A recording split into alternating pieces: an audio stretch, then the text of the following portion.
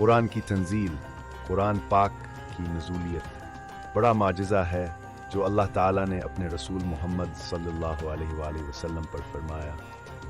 قرآن کو عربی زبان میں ان کی زبان کی خصوصیتوں کے مطابق اتارا گیا ہے اور اس کی عظمت اور فراست کو عربی زبان کی ادبیات میں بے نظیر قرار دیا گیا ہے۔ چاند کا تقسیم اس حضرت کی ایک بڑی معجزہ کہانی ہے کہ ایک مرتبہ انہوں نے چاند کو 2 حصوں میں تقسیم کر دیا تھا، جس کا ذکر قرآن کریم میں بھی ملا۔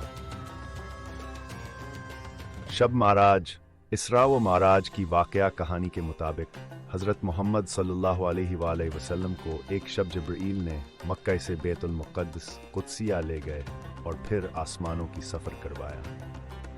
معجزہ جھری پانی، ان کے کئی معجزات میں سے ایک یہ بھی ہے کہ حضرت صلی اللہ علیہ وآلہ وسلم نے اپنے انگوٹھے سے چھوڑی کے پانی نکال کر اپنے صحابیوں کو پلا دیا۔ مریضوں کی شفا، حضرت محمد صلی اللہ علیہ وآلہ وسلم کی دعاؤں اور چھونے سے بہت سے مریض اور بیماروں کی شفا ہوئی۔ غیر محسوس اشیاء کی تلاقی، حضرت محمد صلی اللہ علیہ وآلہ وسلم کے گزرنے پر پتھر اور درخت ان کو سلام کرتے اور تسبیح کے الفاظ کہتے تھے۔ غذا کی زیادتی، کئی مواقع پر حضرت محمد صلی اللہ علیہ وآلہ وسلم نے کم مقدار کی خوراک کو زیادہ کر کے بڑے عدد میں لوگوں کو خواندہ کیا۔